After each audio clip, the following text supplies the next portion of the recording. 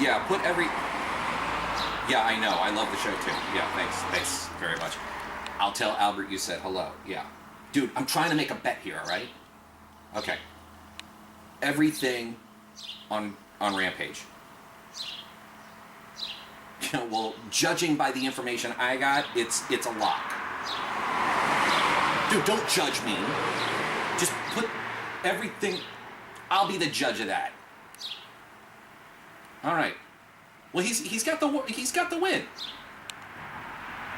All right. All right. My favorite TV show? Judge Judy. Why does that matter? All right. Yeah, put it all. All right. Bye.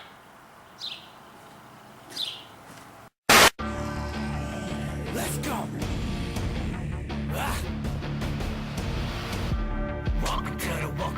Welcome to the Cage Nation. Welcome to the Cage Nation. Welcome to the Cage Nation. No one can drop us, no one can stop us. We are the warriors, no one can top us, no one can rock us. We are the warriors, no one can drop us, no one can stop us. We are the warriors, no one can top us, no one can rock us. We are the warriors. Welcome everyone to Cage Nation TV. I'd say this is a fairly special episode. We got some things going on, things to touch upon. Well, first of all, we're back. Yeah, after a little bit of a layoff. It was a little bit of time between Road to Glory 6 and today. Road to Glory 6 was absolutely a fantastic event. Unbelievable. We just needed to take a week off just to come down from the high that was Gladiators of the Cage. Unbelievable event. Absolutely. Gladiators of the Cage is putting out a lot of great fights on YouTube. From that event, so for them being a regional promotion, I think they were putting out some really, really high quality stuff. And here's the one thing that I was pleased with, was the turnout in Johnstown. Oh, absolutely. A lot better than quite a few people in local MMA expected, just because of the previous events that have taken place at the Cambria County War Memorial. The crowd came out. It was an excellent crowd. They were ready for fights, and hopefully this is the beginning of something great for the Johnstown area when it comes to MMA. Rob said it himself best. I mean, no one's taken more fight photographs in Johnstown than Rob Lynn has. Right. Fact. He's been to every fight event in Johnstown since the ban was overturned, and Rob said himself that was the best turnout we've had. So I think the Flood City's realizing that, hey, you know, we will bring good quality fights to your town if you just show up to see them. Check and mate. There you go. Coming up on today's episode of Cage Nation TV, we're going to talk about the Rampage Jackson the Rampage Jackson win at Bellator's pay-per-view last night. Today is Sunday. We're taping on Sunday. So last night was the Bellator pay-per-view. Rampage Jackson, Tito Ortiz coming back victorious. We're going to talk about Cody No Love Garbrandt's title shot in Pittsburgh in Memorial Day weekend. And then, well, a very happy birthday to Cage Nation TV. Today marks the one-year anniversary that we've been filming stuff, so Drew and I are going to take a walk down memory lane a little bit and talk about all the cool stuff we've done and how we've really brought Cage Nation TV to the internet masses. The masses. Yeah. And then, of course, in the Cameron Underground, we've got Ricardo Arona and Babalu Sobral from the Abu Dhabi Combat Club in 2001. So I think we got a good show today, Drew. All right. Well, all that coming up next here on Cage Nation TV as we celebrate our one-year anniversary. Woohoo! Stick around, it's coming up next.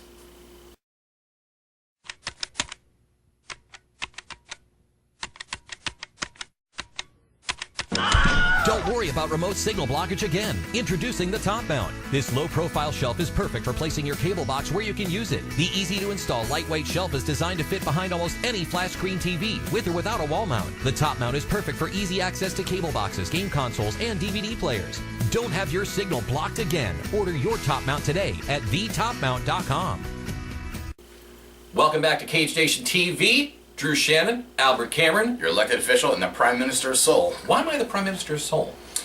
Because between the two of us, I think you're the most charismatic. I couldn't be the Prime Minister of rock? No, dude, you lay down the feeling. You got the soul. And it's the soul patch you got. Oh. That's actually where it came off with. Oh. Well, I'd be Prime Minister of soul and the Governor of rock. Why not? Whatever. Okay. Anyways, moving on. Some interesting stories coming out this week of the MMA world. First of all, New York State looking to get MMA the ban lifted on MMA in New York State, apparently. It's about time. Yeah. I think last week you realized that Rob and I have some professional affiliations through the state government in Pennsylvania. Right. And it's actually like an inside joke that Pennsylvania is on the cutting edge of nothing. So the fact that Pennsylvania legitimized mixed martial arts before New York did, I think should really be embarrassing New York a little bit. Because whenever the bans were overturning, I was honestly expecting Pennsylvania to be the last one to adopt the rules. I'm glad they proved me wrong. And I think Pennsylvania has got some great rules and some excellent officiating and regulation of the sport. Right. But it's about time that we start seeing headlining fights at Madison Square Garden. That'd be fantastic, and I can't wait for that to happen. Of course, this still has to go through the legislation and... Due process. I mean, it's all the stuff you learn in 8th grade civics. Right. Time and time again, the ban has not been overturned, so we'll keep our fingers crossed and see what happens in the Empire State, as MMA could be coming to New York and all throughout the... Truth be told, I mean, think about how monumental it would be for a high-profile title fight, like Chris Weidman versus Anderson Silva for a rematch of the title. If that were in Madison Square Garden, the same building where Muhammad Ali, Bruno Sammartino, yeah. Like all those great titles were contested, I think that would just be absolutely huge. And I think that might finally end the debate. Is MMA a legitimate sport? Absolutely, it's a legitimate sport. But I think then all the clingers are saying, "Oh no, that's a blood sport," would finally have to shut up, because I mean, like, we finally brought our game to the Madison Square Garden. Well, that's the thing; they'll never shut up, Albert. That's right. And between them, we're drinking beer and watching NASCAR.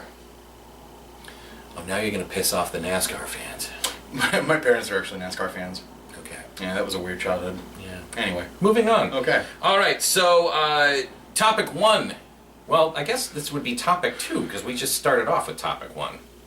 Yeah. We got to rewrite the script now. We do. Cody No Love Garbrandt taking on James Porter in the Pinnacle FC event coming up this weekend, Memorial Day weekend, on 24th. Yes. Unfortunately, we're not able to be there, and that's kind of heartbreaking. But we have family obligations, other obligations. We just can't be there. But we are putting in a lot of love and support to Pinnacle. Most definitely. Cody Garbrandt, I think, really became top dog in the bantamweight division when he KO'd Dominic Mazzata. Mm-hmm. I mean, March was an absolutely fantastic month, right? Especially for bantamweights, especially for a city with such a burgeoning scene like Pittsburgh is. So when Cody Garbrandt knocked out Dominic Mazzata, he really positioned himself to be top dog. Let it be said that there are a lot of other guys in the bantamweight division, including Dominic Mazzata, that are clawing and climbing to get back to that top spot. So Pinnacle FC is putting Cody Garbrandt in a spot where he's fighting a guy who's got some high-profile fight experience, especially for that area. Mm-hmm. James Porter has fought Sergio Pettis. Sergio Pettis is currently a UFC, I believe he's still under contract. Right. Sergio Pettis, brother of Anthony Pettis, the innovator of the Showtime kick. The guy jumps off the cage, swings a roundhouse. Yeah. And then he's also got some... Go ahead. No, go ahead. Okay, he's also got a fight with Carson Beebe, right? Brother of Chase Beebe, WEC mainstay. So he's clearly gotten in there. He's scrapped. He's got some good wins. He's coming in against someone who's really, really hot in Pittsburgh, who's not even from Pittsburgh anymore. He's out of the California area, training with Team Alpha Male. Right. Now, Cody Garbrandt, and I saw this on Facebook. He's got the stamp of approval from Uriah Faber. Uriah Faber, UFC bantamweight contender, WEC bantamweight king. Not only did he get the stamp of approval from Uriah Faber actually was helping Cody train for this fight. That is some intense training and at a really high pedigree to be bringing into Pittsburgh. Definitely. Who benefits? Well, obviously Cody Garbrandt from with Uriah Faber, but the people of Pittsburgh also benefit because they're seeing. It's not a question of if Cody Garbrandt goes to the UFC. Does he have it? The question is not when. Uriah Faber gives you a stamp of approval, training with Team Alpha Male. It's only a matter of time before Dana White's like, okay, let's bring him up. Right. Or, he's on the Ultimate Fighter. So now, us guys in Pittsburgh, people who are just in Johnstown, we have an opportunity to see a huge high-profile fight from a couple homegrown guys who are clearly headed to the bigger stages.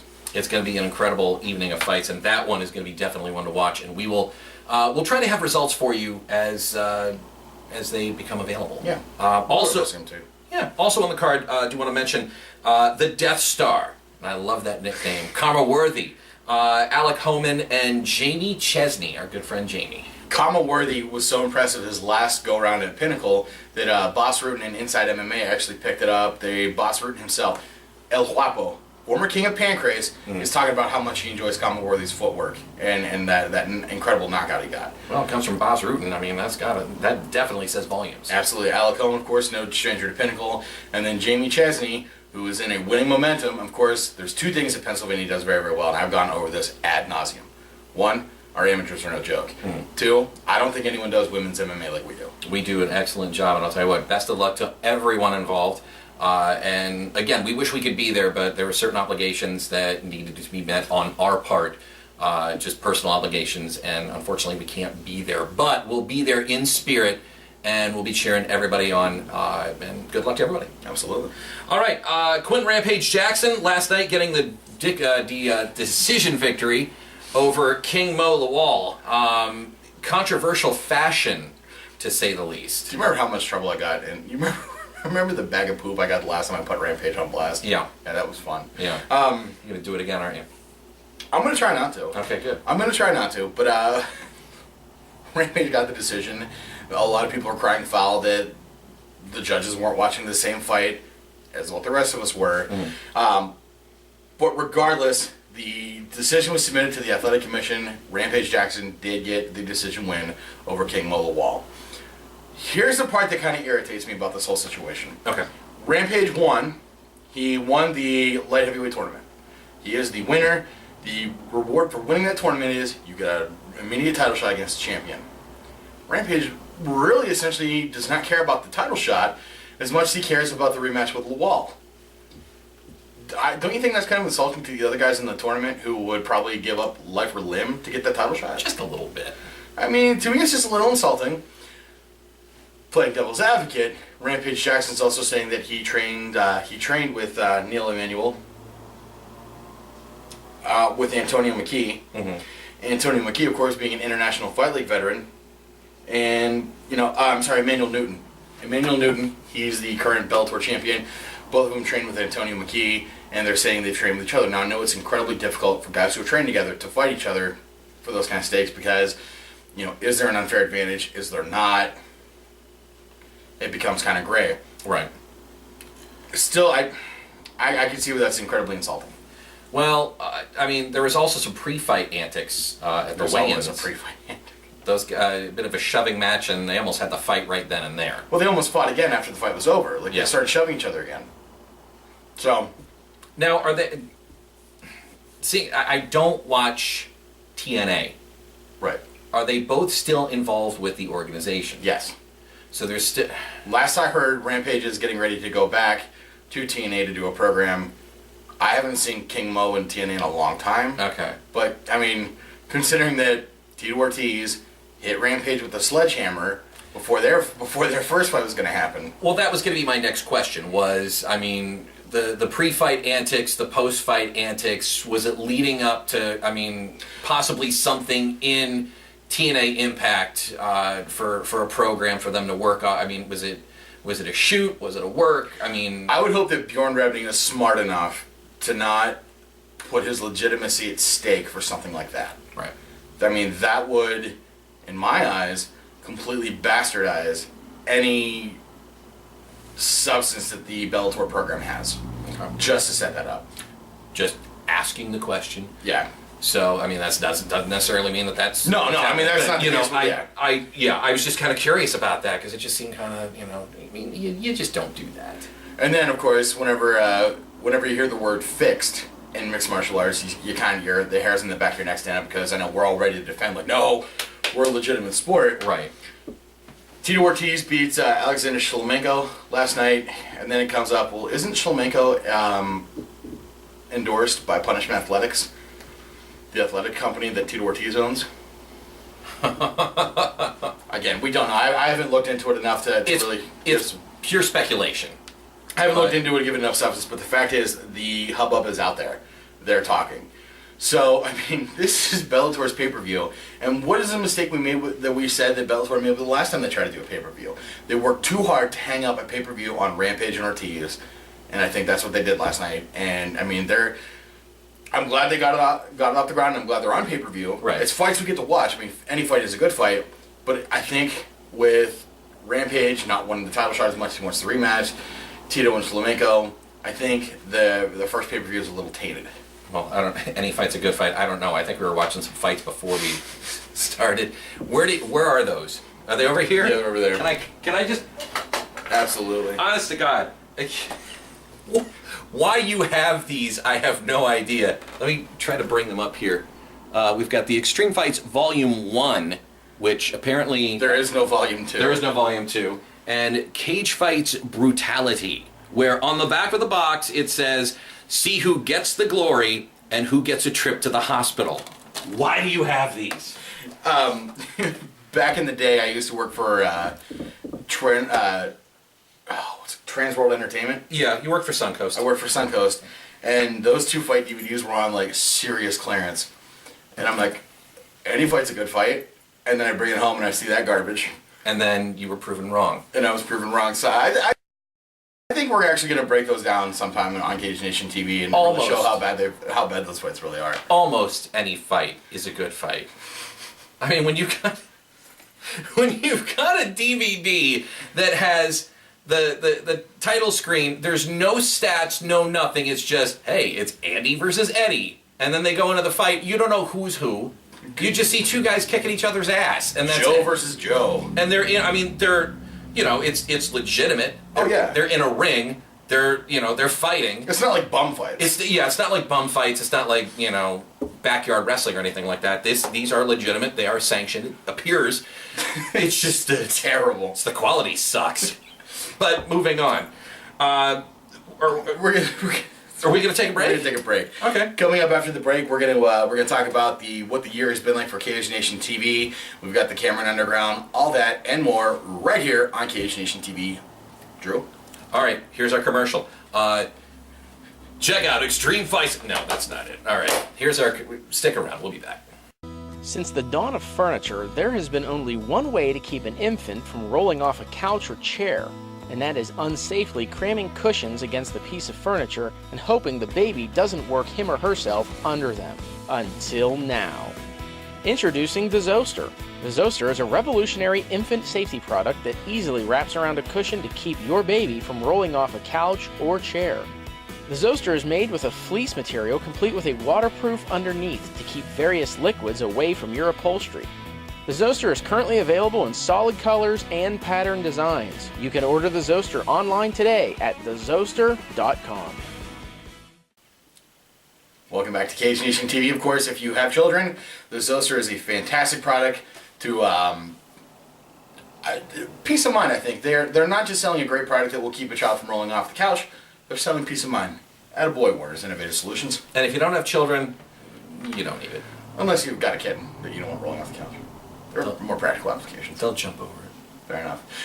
Speaking of things we haven't really... No, wait, they're cats. They'll land on their feet. Oh. A baby is going to go, Well, that's bad, and I'm glad Warner's Innovative Solutions... How incredibly sensitive of me, that I was know. blunt. So Warner's Innovative Solution has invented a product to where your baby will not fall off the couch and go... That was worse the second time. That was terrible. Anyways, no, it's a good product. I kudos to them. I think, in all seriousness, it is a great product, and it's selling rather well. It's testing very well, and we wish them continued success with that. Well, speaking of continued success, I think we need to give a very big congratulations to a friend of ours. Mr. Bradley the Machine Gun Mountain was just awarded his purple belt by Helson Gracie himself. That is a very high honor. Absolutely. I mean, a purple belt is a very, very big accomplishment. Yeah. But to have that belt awarded to you by Helson Gracie, I think, is just an immense honor. So congratulations, Brad. I'm sure you've earned it, and we look forward to seeing you fight again. All right. Happy birthday to Cage Nation TV. Shall we do that? Yeah. Happy. I feel like we're tooting our own horn, but by God, we've been on here for about a year now, and yeah, happy birthday to us. Well, when you step back and think about what Cage Nation TV has come from and where it has grown from, it's no secret that we used to be on cable TV, and I mean that was that was the feather in my cap I'm going to have in there always. Well, yeah. I mean, I've been on TV before with the whole AON, Right. And then it just morphed into the MMA rundown. Right. We were on TV. I mean, we had a set. I mean, we actually had a gentleman whose job was editing and producing our TV show. Right. So when that went away, we had a lot less to work with. I mean, our set is very basic. Our editing is, I think we've gotten a lot better at editing. I think so. It was a little rough in the beginning. Yeah. But I mean, we're getting a lot better at it. But I think what really, the statement that needs to be made about Cage Nation TV is we've done so much more with a lot less. Right. And that just speaks volumes. I mean, look at where we've come. Oh, since the MMA Rundown days. I mean, the MMA Rundown was, it was all well and good, and it was a great Fantastic. program. We had a great time doing it. But it was no secret that the MMA Rundown was a vehicle to promote Complete Devastation MMA. Right. And there's nothing wrong with that. No, it was a great time, and I mean, I still enjoy being associated with Complete Devastation MMA. Right. It's just that now our reach is a lot more broad. Exactly. We've gone to Pinnacle. We've gone to Gladiators of the Cage. WCC. WCC. Right back to Complete Devastation. Exactly. We've had so many promoters reach out to us as a result of Cage Nation TV. Glory Fights, I believe, is We're going to try to get down and cover Glory Fights as well. We're going to try to do that. And we've met so many great people. We've spoken to so many great fighters, not just in our area, but beyond that, in the Pittsburgh, West Virginia, all across the country. Yeah. Fighters that have come to our area we've spoken to. We've spoken to legends. Dan the Beast Severn, Ken Shamrock, Don I Have No More Mustache, the Predator Fry. You still hurt? Yeah, just a little bit. It's all right. I mean, I think we've grown a lot in We the really past have. year. I pitched to a lot of folks about, hey, the fight's coming up, we should bring Ken Shamrock in. Yeah. And they're like, no. And I actually did the math on it. When we talked to Ken Shamrock, we were 6 episodes in. So what we accomplished in 6 episodes, what we couldn't do in the other show in like 30. So, it's the drive. I mean, we really realized we really enjoyed getting out there and covering fights. Mm-hmm. And so we really took it back to grassroots. And I think we've done a lot more with it. And we got to get some more of those interviews booked, I think. Yeah. So we'll be in the process of doing that.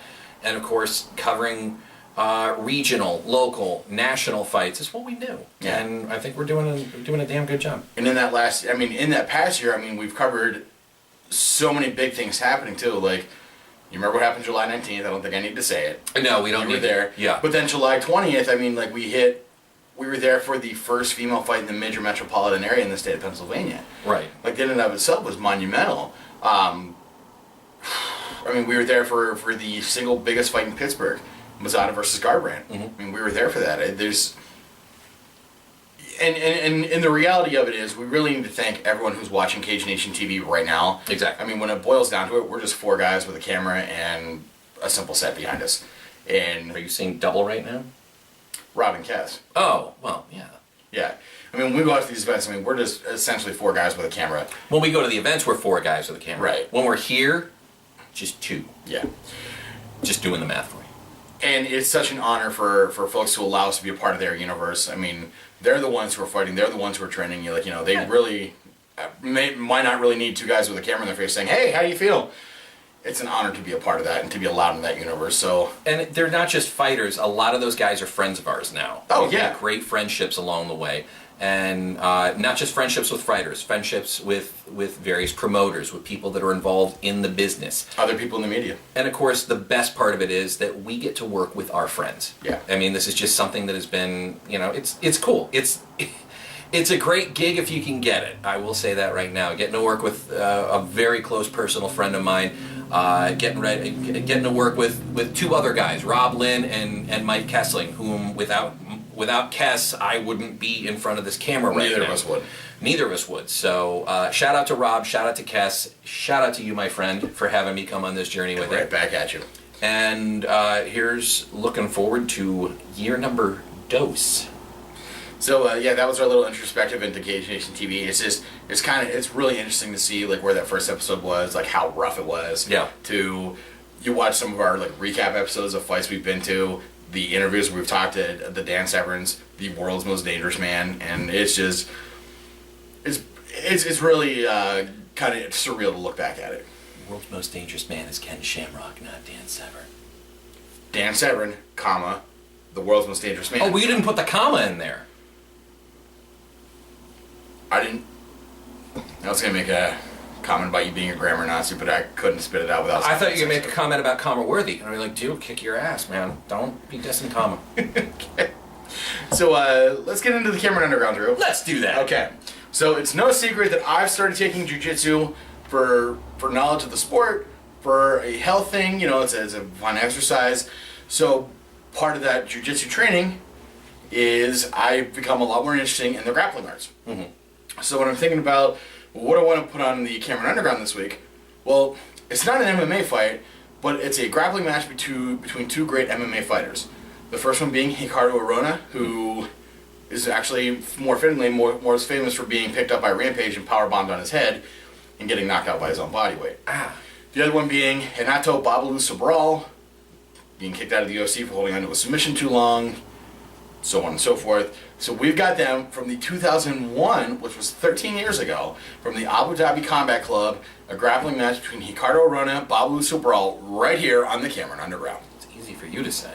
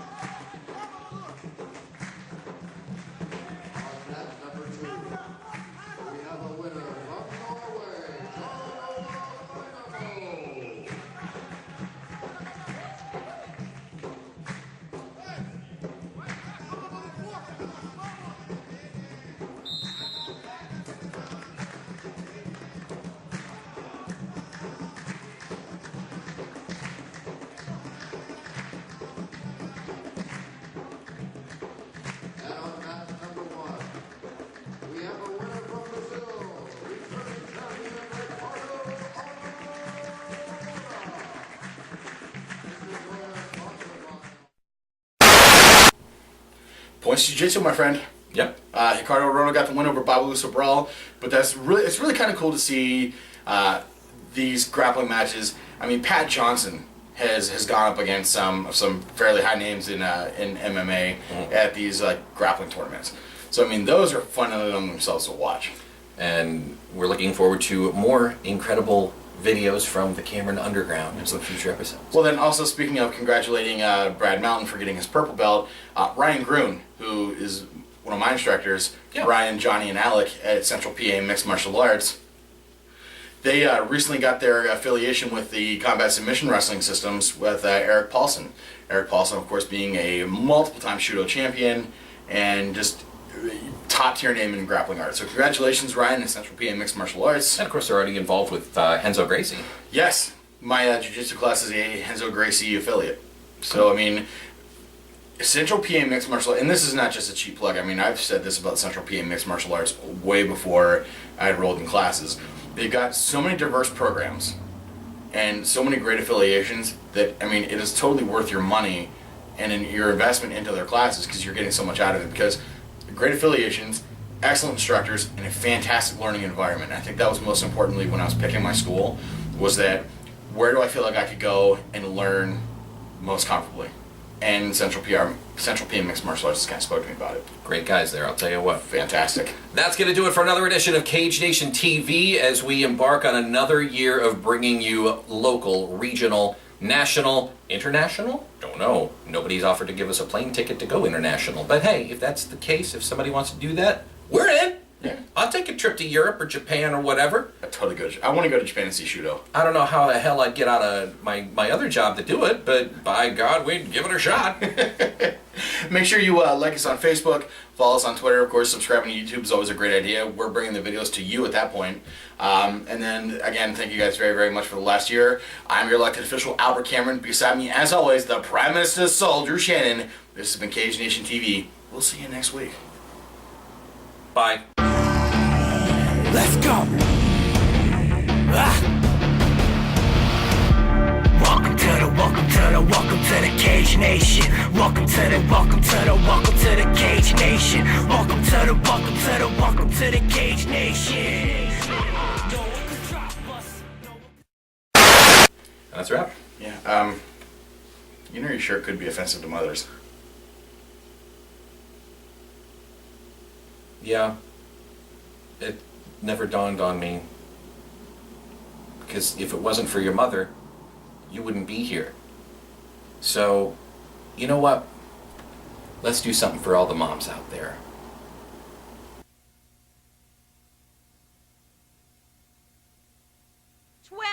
You couldn't be more than 5. You're so fat they have to jack you up to take off your shoes. Yeah, well, you're so skinny your eyes are in single file. Well, you're so ugly your ears stick out to get away from your face. Well, your mama is Hold it, wait a minute. Don't bring anyone's mother into this. She ain't here. If it wasn't for your mother, you wouldn't be here. So remember, when you put down one mother, you put down mothers all over the world.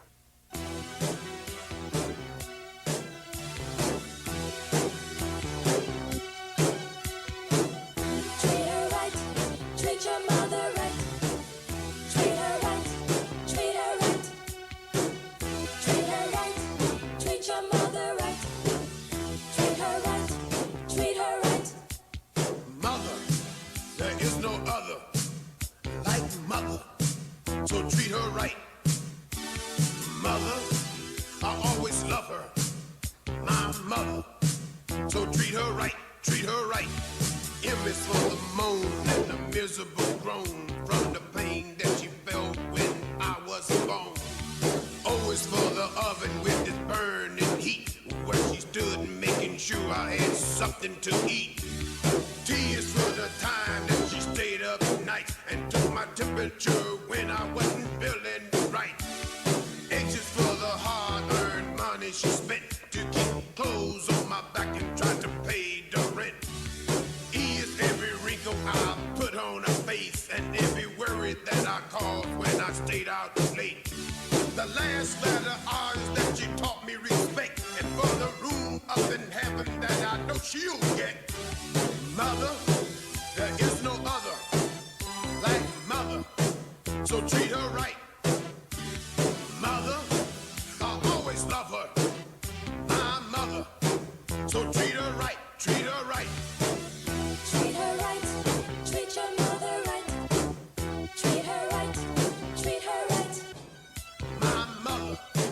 So treat her right.